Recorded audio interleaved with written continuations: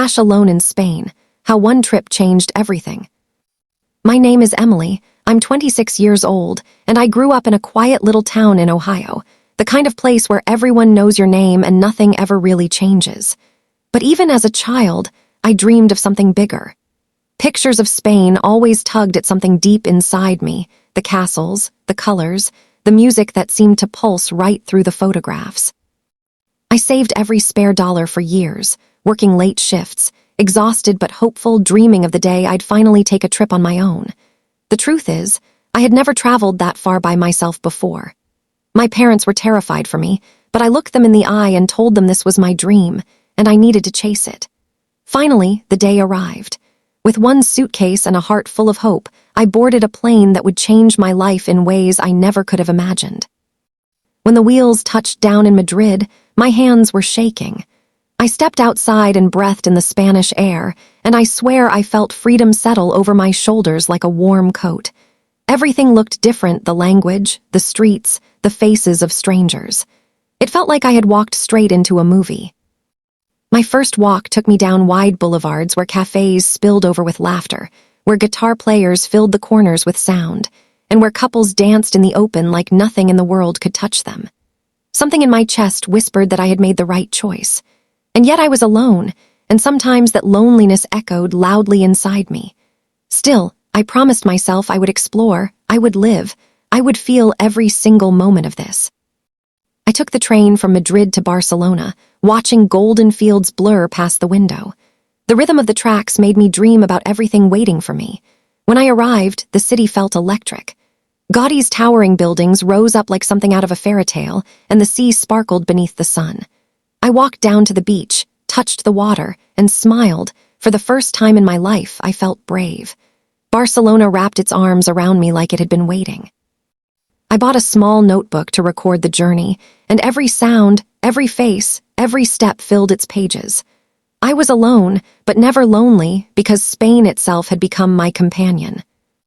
The streets of Barcelona told stories through their old stone walls.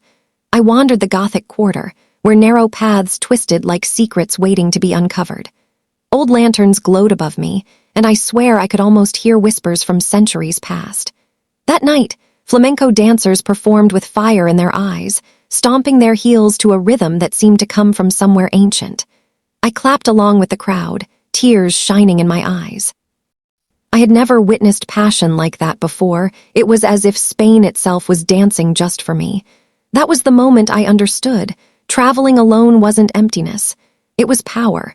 I got to choose where I went, what I saw, and which dreams I chased next. One afternoon, I joined a small group heading to the Sagrada Familia. The cathedral rose like a giant reaching for the sky, unfinished but breathtaking beyond words.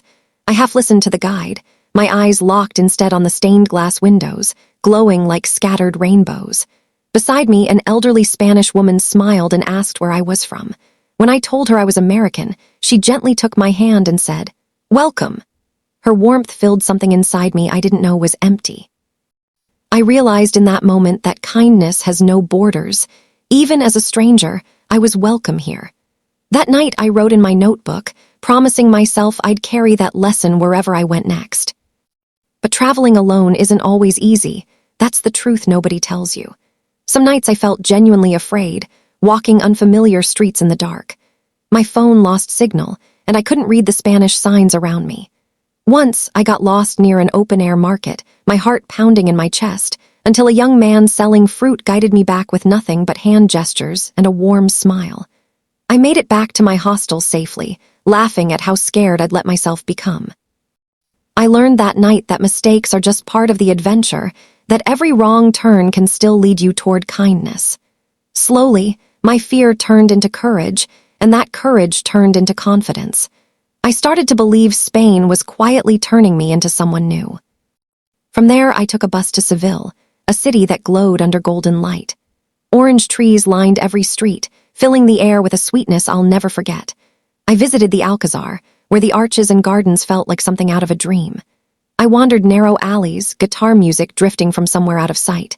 There was a festival happening, people dancing in bright, colorful dresses. They pulled me into their circle, clapping and smiling, and for the first time I felt like I truly belonged. Alone, I had somehow found family among strangers. My heart danced right along with them, and I understood then that joy multiplies the moment it's shared.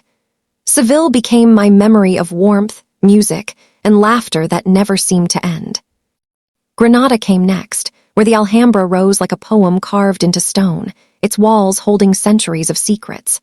I walked through gardens thick with roses, fountains whispering all around me. I imagined kings and queens standing exactly where I stood. As the sun set, it painted the palace in shades of red, and I felt tears slide down my cheeks. Traveling alone had given me freedom, but it had also opened something deeper inside me. No distractions, no noise, just me and the beauty of Spain. I whispered to myself, "This is why I came." Every single moment felt like a gift. I didn't need company because history itself was walking beside me. In Valencia, I discovered new flavors entirely. I tried paella, rich with rice and seafood, cooked by a smiling chef who taught me a new Spanish word with every bite. I sipped sweet horchata under the shade of palm trees while children played soccer nearby, laughing loudly. I joined them for a few kicks, and we laughed even harder. We didn't share a language, but we shared joy. Traveling alone had taught me a new truth. Happiness needs no translation. The world speaks in 100 different languages, but laughter sounds exactly the same everywhere. That night, I wrote in my notebook that Spain was teaching me how to actually live. Sometimes silence became my closest friend. On the long train rides, I watched mountains rise and small villages drift past the window. I imagined the lives of people in tiny houses, their stories unknown to me but beautiful all the same. I listened to Spanish songs on the radio, even when I couldn't understand every word, and let the rhythm sink into my soul instead. I was far from home, far from everything familiar, but I never once felt lost. Instead, I felt found.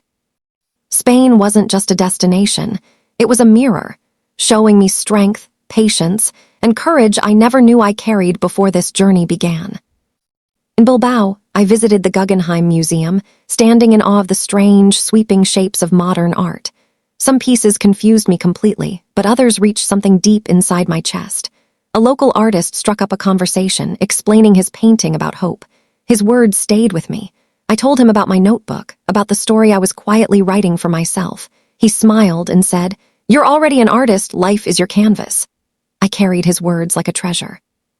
Traveling alone had stopped being about places entirely.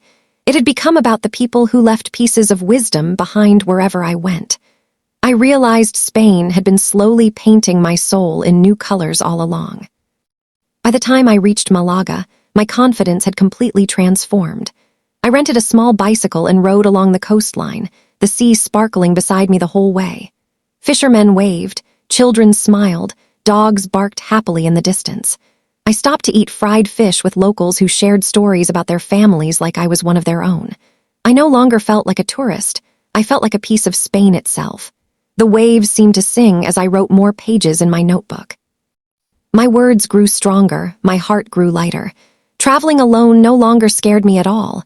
It was pure, beautiful freedom. Spain had stopped being a trip. It had become my transformation. As my final days in Spain approached, I felt happy and heartbroken all at once. Happy because I had truly lived my dream. Heartbroken because I had to leave it behind. I thought back to my very first steps in Madrid, nervous, unsure, trembling. Now I walked through airports with my head high, my notebook full, my heart so much stronger. I wasn't the same girl anymore. Spain had taught me courage, kindness, joy, and the quiet beauty of being alone. But here's the truth no one warns you about. Once you fall in love with a place, leaving feels like your heart is breaking in two. I whispered a quiet prayer, promising to carry Spain with me forever.